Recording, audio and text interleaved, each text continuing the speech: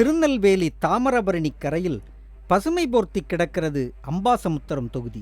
காடும் மலையும் வயலும் போர்த்திய அம்பையை முழுமையாக நிலமும் தண்ணீரும் பயன்படுத்தப்பட்டிருப்பது இந்த 5 ஆண்டுகால திராவிட மாடல் ஆட்சியில்தான். வளர்ச்சியின் பயன் அனைவரையும் சென்று சேரும் வகையில் திமுக அரசின் அனைத்து திட்டங்களும் 5 ஆண்டுகளில் பரவலாக மக்களை சென்று சேர்ந்திருக்கிறது. அம்பாசமுத்திரத்தின் அடிப்படையே தண்ணீர் தேவைதான். ஒருங்கிணைந்த திருநெல்வேலி மாவட்டமாக தென்காசி, திருநெல்வேலி பகுதிகள் ஒன்றாக இருந்தபோது இந்த பகுதியில் உள்ள 11 அணைகளில் 9 அணைகள் திமுக அரசு கொண்டு வந்தவைதான். கலைஞர் ஆட்சி முதல் இன்றைய திராவிட மாடல் ஆட்சி வரை அம்பாசமுத்திரம் முழுமையாக வளர்ச்சி பெற்றுள்ளது. எப்பெல்லாம் திராவிட முன்னேற்ற கழகம் ஆட்சி நடந்திருக்கோ அப்போ தான் திருநெல்வேலி மாவட்டத்துக்கே நிறைய வளர்ச்சி திட்டங்களே வந்திருக்கு. சுருக்கமாக சொல்லப்போனால் தென்காசியும் திருநெல்வேலி மாவட்டம் ஒரே மாவட்டமாக இருக்கிற காலத்தில் மொத்தம் 11 அணையில் 9 அணையை கட்டி கொடுத்ததே கலைஞர் தான். விவசாயிகளுக்காக பல திட்டங்களை கொண்டு வந்தார். இலவச மின்சாரம் கொடுத்தாரு. இந்த மாதிரி திட்டங்கள்லாம் கொடுத்தது கலைஞர் ஆட்சியில். அதுக்கப்புறம் திராவிட மாடல் ஆட்சியினுடைய தலைவர் தளபதியை 2021 அப்புறம் ஆட்சிக்கு வந்ததுக்கப்புறம் இப்போ திருநெல்வேலி மாவட்டத்தை பொறுத்தளவில் தொழில் வளர்ச்சியை பெறக்கூடிய ஒரு சூழ்நிலையை உருவாக்கி தந்திருக்கார். ஏன்னா இங்கே கங்ககொண்டானில் பார்த்திங்கன்னா அதிகமான தொழில் வளர்ச்சியை உருவாக்கக்கூடிய அளவில் நிறைய நிறுவனங்களை நிறுவப்பட்டிருக்கு. அதே மாதிரி இங்கே நெல்லை மாவட்டத்திலேயே 3 இடங்களில் ஷிப்காட் ஆரம்பிக்கக்கூடிய ஒரு சூழ்நிலையை உருவாக்கி தந்து அந்த பணிகள் நடைபெற்றுருக்கு. அதே மாதிரி விவசாயத்தை பொறுத்தளவில் நதிநீர் இணைப்பு இந்த மாதிரி திட்டங்கள் எல்லாம் இந்த ஆட்சி வந்ததுக்கப்புறம் தான் நிறைவேற்றப்பட்டிருக்கு. எல்லா துறையிலையும் பார்த்திங்கன்னா தளபதி ஸ்டாலின் அவர்கள் இந்த நாட்டுடைய முதல்வரானதுக்கு பின்னால் தான் இத்தனை திட்டங்களும் நிறைவேற்றப்பட்டிருக்கு. அனைத்து துறையிலையும் இந்த தினம் தமிழகம் முன்னிலையில் இருக்குன்னா அதுக்கு காரணம் திராவிட மாடல் ஆட்சி தான். தொழில்துறை ஆனாலும் சரி, பொருளாதார ரீதியாக தமிழ்நாடு முன்னிலையில் இருக்குன்னா அதுக்கு காரணம் திராவிட மாடல் ஆட்சி தான். கல்வியானாலும் சரி, அகில இந்தியாவில் இருக்கக்கூடிய இண்டெக்ஸை எடுத்தோம்னா கூட பார்த்தீங்கன்னா அவங்களுடைய, அதாவது மத்திய சர்க்காருடைய இண்டெக்ஸ்லேயே தமிழ்நாடு தான் முன்னிலையில் இருக்குங்கிற ஒரு சூழ்நிலையை உருவாக்கி தந்திருக்காங்க. கடந்த 10 ஆண்டு கால அதிமுக ஆட்சியில் வளர்ச்சிப் பணிகளே நடக்காத அம்பாசமுத்திரம் தொகுதியில் 10க்கும் மேற்பட்ட பள்ளிக்கூடங்கள், கால்வாய் பணிகள், தலைமை மருத்துவமனைகள் போன்ற அரசு மருத்துவமனைகள், சாலைகள், பேறுகால மருத்துவமனைகள் என 5 ஆண்டு கால திராவிட மாடல் ஆட்சியில் அம்பாசமுத்திரம் மக்கள் மகிழும் அளவுக்கு தொகுதி வளர்ச்சியடைந்துள்ளது. கடந்த ஒரு 15 ஆண்டு காலம் நடக்காத வேலைகள், 15 வருஷமாக நடக்காத வேலைகள். நம்ம தளபதியுடைய ஆட்சி, திராவிட மாடல் ஆட்சியில் இந்த 5 ஆண்டு காலத்தில் மக்களுக்கு 90% 95% வேலைகளை செஞ்சு கொடுத்துட்டோம். கோடிக்கணக்கான திட்டங்கள், 13 ஊராட்சி இருக்குது, 10 ஊராட்சிக்கு பள்ளிக்கூடம் கட்டி கொடுத்துட்டோம். வெள்ளாங்குழி ஊராட்சின்னு இருக்குது, அதுக்கு 2.25 கோடியில் கட்டடம் கட்டி இப்போ முதல்வர் திருநெல்வேலிக்கு இப்போ வந்திருக்கும் போது இப்போ தான் திறந்து வச்சாங்க. அது மாதிரி மன்னார்குடி ஊராட்சியில் 2.5 கோடிக்கு பில்டிங், அதையும் கட்டி இப்போ திருநெல்வேலிக்கு தலைவர் வந்திருக்கும் போது இப்போ தான் திறந்து வச்சாங்க. இதோட ஒரு பெரிய விஷயம் என்ன கேட்டிங்கன்னா, நமக்கு திருநெல்வேலி மாவட்டம் தான் தலைமை, திருநெல்வேலி தான் தலைமை. அங்கே தான் அரசு மருத்துவமனை, தலைமை அரசு மருத்துவமனை திருநெல்வேலியில் தான் இருந்துச்சு இவ்வளோ நாளும்.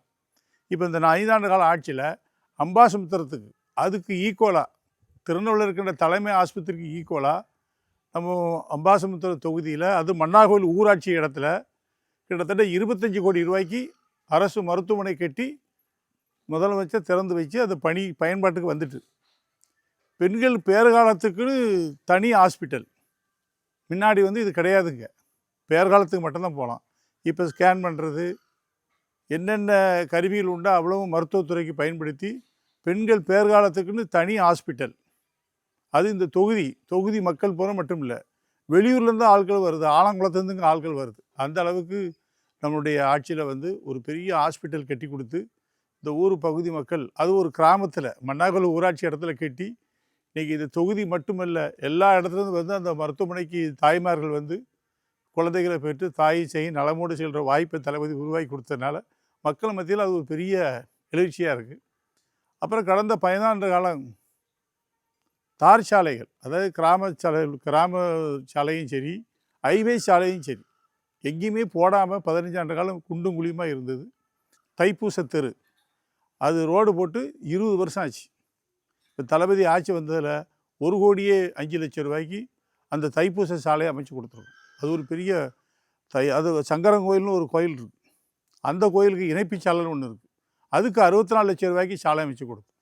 அப்போ அந்த ஒரு ஊராட்சிக்கு மட்டுமே தார் சாலை அமைப்பதற்கு 2.5 கோடி கொடுத்துருக்கு. முதலமைச்சருடைய மேம்பாட்டு திட்டத்தின் கீழ் அந்த 2.5 கோடி கொடுத்துருக்கு. இதெல்லாம் வந்து கோயில் பக்தர்கள், விவசாயிகள் எல்லாரும் வந்து சாலையில் போகும்போது தளபதியை நினைச்சு பாராட்டுற அளவுக்கு தான் எல்லாமே நடந்துக்கிட்டு இருக்கு எல்லா பக்கமும். அதுமாதிரி பள்ளிக்கூடம் மணிமுத்தாறு பேராட்சியில் ஒரு பள்ளிக்கூடம் கட்டி கொடுத்துருக்கோம் 30 லட்சம் ரூபாயில். அயன் சிங்கம்பட்டி ஊராட்சிக்கு ஒரு 5 வயசு பொண்ணு வந்து முதலமைச்சருக்கு வந்து ஒரு கடிதம் எழுதிட்டாங்க. மழை நேரம் பள்ளிக்கூடம் ஒழுகுது, எனக்கு படிக்கிறதுக்கு பயமாக இருக்குது, பில்டிங்கு மேலேருந்து தலையில் விழுந்துருன்னு சொல்லி பயமாக இருக்குன்னு சொல்லி அவங்க அப்பா மூலியமாக இந்த பொண்ணு கையெழுத்து போட்டு முதலமைச்சருக்கு ஒரு கடிதம் அனுப்பிட்டாங்க. அந்த கடிதம் ஒரு வாரத்துக்குள்ளே மாவட்ட ஆட்சித்தலைவர் அப்போ கார்த்திகேயன் இருந்தார். நம்ம முதலமைச்சருக்கு போன லெட்ரு வந்து எங்கே வந்துட்டு ஃபார்வர்ட் ஆகி கலெக்டரேட்டுக்கு வந்துடுது. கலெக்டரேட்லேருந்து கலெக்டர் லெட்ரு வந்து 24 மணி நேரத்துக்கு வந்துட்டார். வந்து பள்ளிக்கூடத்தை பார்வையிட்டு நான் சேர்மன் மேலே கூட போனேன். அது உண்மையிலே பழுதடைஞ்சு இருந்தது. உடனடியாக சென்ட்ரல் ஃபண்டு ஊராட்சி ஒன்றிய நிதியில் இருந்து முதலமைச்சர் சொன்னதுனால நம்ம வேறு ஃபண்டை எதிர்பார்த்து லேட்டாகக்கூடாதுன்னு சொல்லி முதலமைச்சருடைய பொது நிதியிலிருந்து 30 லட்சம் ரூபா எடுத்து உடனே பள்ளிக்கூடத்தை கட்டி கொடுத்துட்டோம். 3 மாதத்தை கட்டி கொடுத்துட்டோம். அது அயன் சிங்கம்பட்டி கட்டி கொடுத்துருக்கோம். மன்னார் கோயிலுக்கு 2.5 கோடிக்கு பள்ளிக்கூடம், வெள்ளாங்குழிக்கு 2.25 கோடிக்கு பள்ளிக்கூடம். இப்படி பள்ளிக்கூடங்கள் பூரா ஊராட்சி இருக்கின்ற பள்ளிக்கூடத்தை பூராமே நம்ம கட்டி கொடுத்து குழந்தைகளுக்கு சேவைக்கு பல கோடி ரூபா செலவழிச்சிருக்கார். அந்த நம்மளுடைய இந்த 4 ஆண்டு ஆட்சியில் தான் வந்தது. இப்போ தார் ரோடு, சிமெண்ட் ரோடு, வாறுகால் எல்லா வசதியும் தேவையான வசதிகளை பூரா செஞ்சு கொடுத்தோம். மகளிர் ரூபா வந்து சேர்ந்தது. கிட்டத்தட்ட 95% மக்களுக்கு பணம் வந்துட்டு. அம்பாசமுத்திரம் வேளாண்மையை மையமாக கொண்ட பகுதி. ஒரு போகம் மட்டுமே விளைந்த பூமி.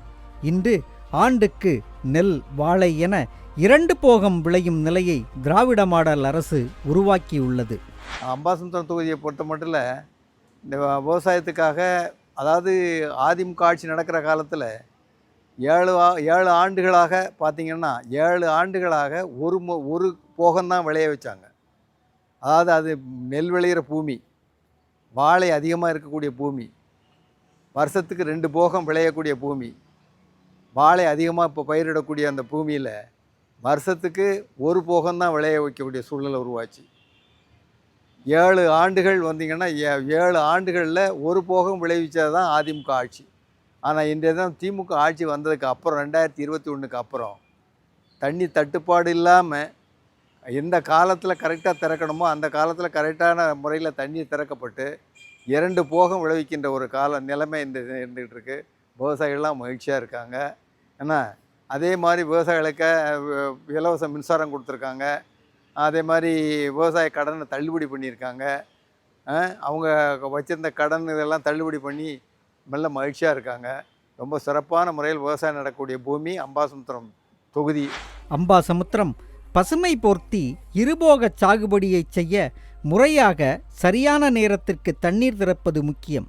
பெருங்கால் மதகை முன்கூட்டியே விவசாய தேவைகளுக்காக திறப்பதால் அம்பாசமுத்திரம் இருபோக சாகுபடியை எட்டியுள்ளது. அதேபோன்று விவசாயிகளுக்கு ஏற்படும் நட்டங்களை ஈடு செய்வதோடு மானியங்களும் வழங்கப்படுவதால் விவசாயிகள் மகிழ்ச்சி அடைந்துள்ளார்கள்.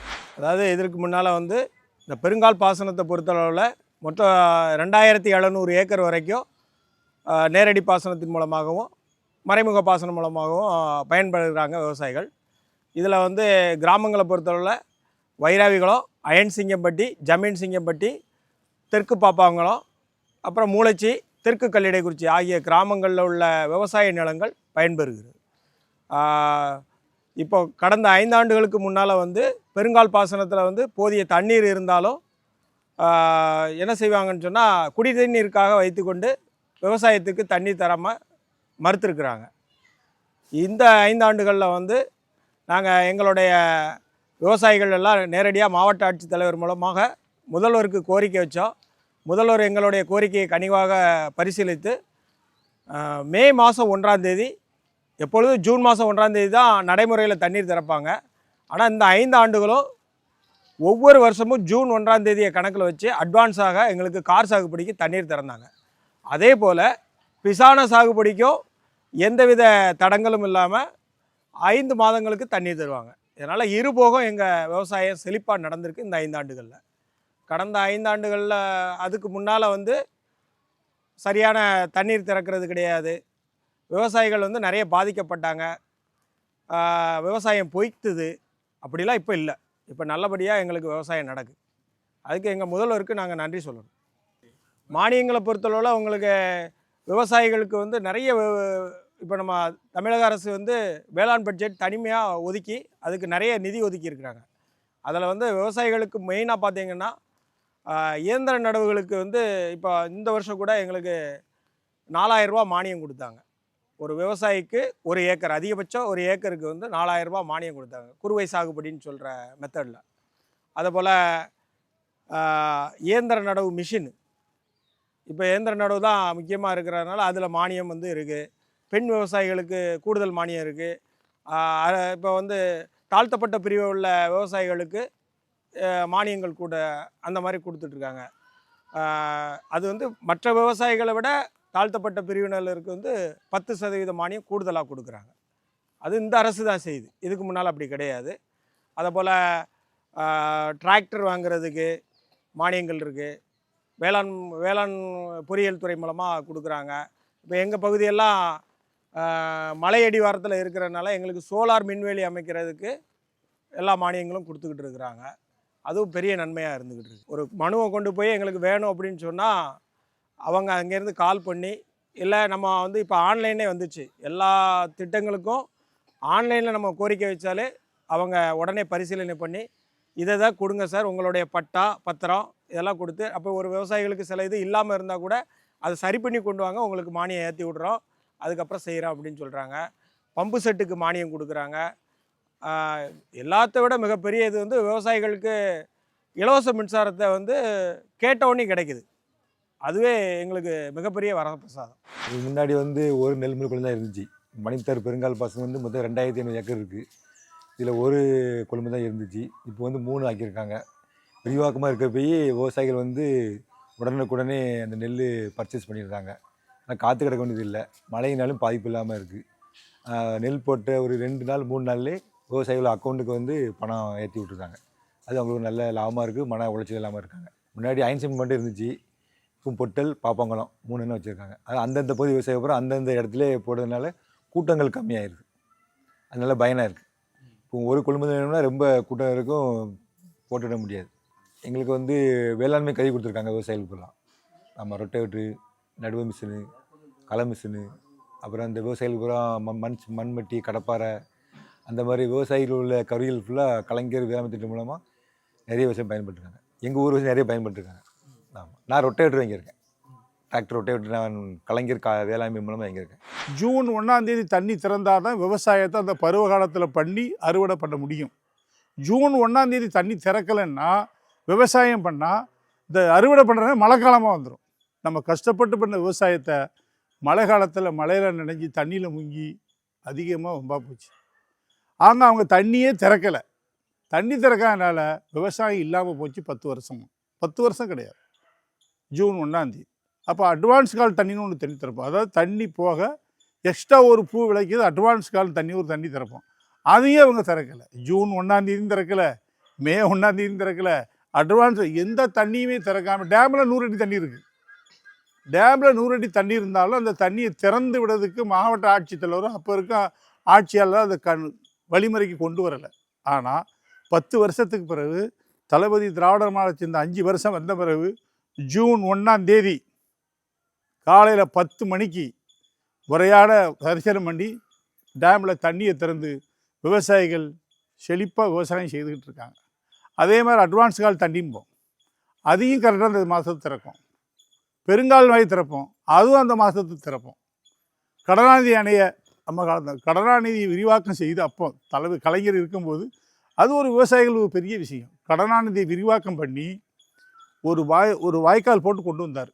100 கிராமம் விவசாயம் பண்ணாங்க. இவ்வளோ 100 கிராமம் கடனாநிதியை விரிவாக்கம் பண்ணி ஒரு புது கால்வாய் திட்டத்தை கொண்டு வந்ததுனால அப்போ சட்டப்பேரவை ஆவடை சபா அப்போ இருந்தார்.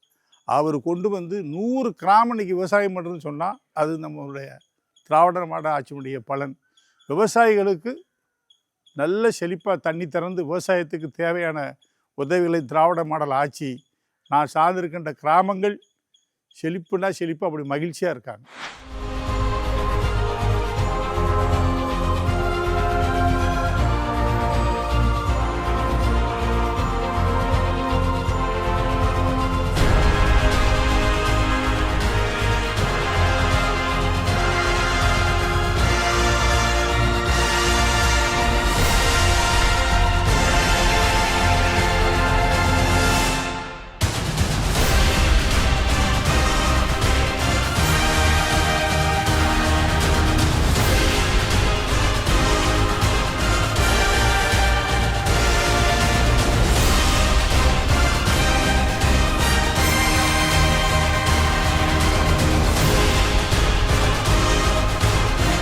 கலைஞர் மகளிர் உதவித்தொகை, விடியல் பயணம் என அரசின் மையமான பல திட்டங்கள் அம்பாசமுத்திரம் தொகுதியில் பெருமளவு பெண்களை எட்டியுள்ளது.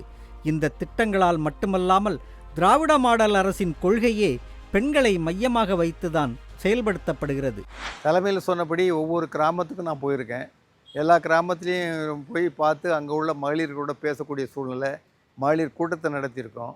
அவங்க கூட பேசுகிற காலத்தில் பார்த்திங்கன்னா இந்த ஆட்சி வந்த பிறகு தான் அவங்க எல்லாருமே சந்தோஷமாக இருக்கிறாங்க. அதாவது 2021 திராவிட முன்னேற்ற கழக ஆட்சி வந்த உடனேயே தளபதி அவர்கள் அந்த கொரோனாவில் பாதிக்கப்பட்டவங்களுக்கு 4000 ரூபா கொடுத்தாங்க. எல்லா குடும்பத்துக்கும் 4000 ஒவ்வொரு ரேஷன் கார்டுக்கு 4000 ரூபா கொடுத்தாங்க. அதுக்கு அப்புறம் பார்த்திங்கன்னா இந்த அம்பாசமுத்திரம் தொகுதியை பொறுத்தமட்டில் வெள்ளத்தால் பாதிக்கப்பட்ட கிராமங்களுக்கெல்லாம் பார்த்திங்கன்னா ரேஷன் கார்டுக்கு 6000 ரூபா கொடுத்தாங்க. இப்போது பார்த்திங்கன்னா மாதம் 1000 ரூபா வாங்குகிறாங்க. இது வரைக்கும் பார்த்திங்கன்னா அம்பாசமுத்திரம் தொகுதியை பொறுத்தமட்டில் 28,000 ரூபா மாதம் 1000 ரூபா பெறுகின்ற நிலைமை இந்த தினம் 28,000 ரூபா பெற்றிருக்காங்க.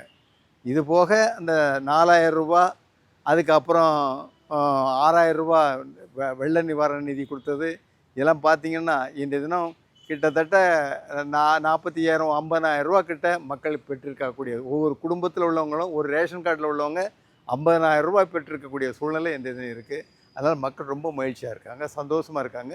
இந்த ஆட்சி தான் வரணுங்கிறதுல ரொம்ப குறிப்பாக இருக்கிறாங்க. டவுன் பஞ்சாயத்து எங்கள் இதில் இந்த நெல்லை மாவட்டத்தில், அதாவது இந்த கிழக்கு மாவட்டம்னு சொல்லக்கூடிய அளவில் 14 பேருலையும் பெண்கள் தான் அந்த டவுன் பஞ்சாயத்துடைய தலைவராக இருக்கக்கூடிய நிலைமை எப்போ வந்திருக்குன்னா இப்போ தான் வந்திருக்கு. தலைவர் தளபதியால் தான் இது வந்திருக்கு. அவங்க தான் தலைவர். அதே மாதிரி யூனியனை எடுத்துக்கிட்டாலும் சரி, அவங்க தான் தலைவராக இருக்கக்கூடிய நிலைமை. அதேமாதிரி கார்ப்பரேஷன் எடுத்துக்கிட்டாலும் 50% அதிகமாகவே கொடுத்து பெண்கள்லாம் தலைவராக இருக்கக்கூடிய நிலைமை இந்த ஆட்சியில் தான் வந்திருக்கு. இது பெண்களுக்கு கிடைத்திருக்கக்கூடிய ஒரு உரிமை, அவங்களுக்கு கிடைத்திருக்கிற பெருமை. இதெல்லாம் கிடைச்சிருக்குன்னா அதுக்கு காரணம் திமுக ஆட்சி தான், தளபதி ஸ்டாலின் தான் அப்படிங்க அவங்க உணர்கிறாங்க. அதனால் அந்த ஆட்சி மீண்டும் வரணும், அவங்களுக்கு ஆதரவாக இருக்கணுங்க அவங்க விரும்புகிறாங்க. செலவுக்கு வச்சுக்கிடுவோம், வாங்கிக்கிடுவோம். அதுவும் அது வர போய் நல்லா கொஞ்சம் செலவுக்கு பிள்ளைக்கு காலேஜ் படிக்க டெய்லி 50 ரூபா கொடுக்கணும். அந்த துட்டை வச்சுருந்து பிள்ளைகளுக்கு படிக்கிறதுக்கு உதவுது, செலவுக்கு ஆகுது. அந்த துட்டு வந்து 15ஆம் தேதி எனக்கு கரெக்டாக ஏறிடும். அதை போய் எடுத்துகிட்டு வந்து அதை தான் பிள்ளைகளுக்கு கொடுப்பேன் படிக்கிறது. காலேஜ் படிக்கான் ஒரு பையன் படித்து வேலைக்கு போயிட்டான். பால் மாட்டுருவான்னு வாங்கி படிக்க வச்சேன். அது சேர்மாதி காலேஜில் படித்தான். அவங்களே வேலைக்கு என் பிள்ளைய வாங்கி கூட்டுக்கிட்டாங்க. மெட்ராஸில் கார் கம்பெனியில் வேலை பார்க்கும். அடுத்தாலும் ஒரு வாரம் கல்யாணம் முடிக்கணும். அடுத்தாலும் ஒரு பையன் படிச்சுட்டு இருக்கான். இந்த துட்டு எனக்கு வந்து ரொம்ப உதவுது. இந்த 1000 ரூபா இந்த பிள்ளைகளுக்கு கொடுக்க வைக்க செலவுக்கு. ஃப்ரீ பஸ்ஸு நான் அம்பைக்கு போவேன். இந்த எதுவும் துட்டு எடுக்கணுன்னா போவேன், அம்பைக்கு போவேன். துட்டே வேண்டாம். போவேலையும் ஃப்ரீ பஸ்ஸில் போய்ட்டு வரையிலையும் எங்கள் ஊருக்குள்ள வருது பஸ்ஸு. ஏம்னா எங்களை மாதிரி ஆளுக்க வந்து இந்த 1000 ரூபா வர்றது நல்லது, நம்மளுக்கு இந்த சாலினி இப்படி நம்மளுக்கு போட்டு விடுறது நல்லதுன்னு தான் எல்லோரும் நினைப்பாவோ. ரொம்ப பேர்லாம் சொல்ல மாட்டாவோ வேண்டாம்னு. எல்லோரும் வேணும்னு தான் நினைப்பாவோ எங்களை மாதிரி ஆளுங்க. நிலத்தையும் வேளாண்மையையும் அடிப்படையாக கொண்ட அம்பாசமுத்திரம் பகுதி பெண்களுக்கான திட்டங்களில் பெருநன்மையை அடைந்துள்ளது. நல்லா செய்தாங்க எங்களுக்கு. எங்கள் ஊருக்கு பொறுத்தவரையில் எங்கள் யூனியன் சேர்மனும் எங்களுக்கு கொஞ்சம் நல்ல ஹெல்ப் பண்ணுறாங்க. எங்கள் ஊருக்கு நல்லா எல்லாம் நடந்துக்கிட்டு இருக்குது. மொத்தத்தில் இலவச பஸ்ஸு எல்லாமே நடந்துக்கிட்டு இருக்குது. யாருமே எந்த குறையில. விவசாயத்துக்கு தண்ணி நல்லா கிடச்சிக்கிட்டு இருக்குது. இப்போ ஒரு 5 வருஷத்துக்குள்ளே எல்லாமே நல்லா ஆட்கள் வேலைக்கு போக வைக்க எந்த குறையும் இல்லை ஆட்களுக்கு. எங்கேனாலும் கேட்டு பார்க்கலாம் நீங்கள். கர்ப்பப்பை புற்றுநோய்க்கான தடுப்பூசி தமிழ்நாட்டின் பெண் சுகாதாரத்தில் மிகப்பெரிய சாதனையை புரிந்துள்ளது. இந்தியாவில் வேறு எந்த ஒரு மாநிலமும் செய்யாத சாதனையை தமிழ்நாடு கிராமப்புறங்களே சாதித்துள்ளன. 9 வயது முதல் 14 வயது வரையிலான பெண்களுக்கு கர்ப்பப்பை புற்றுநோய் தடுப்பூசி போடப்பட்டுள்ளது.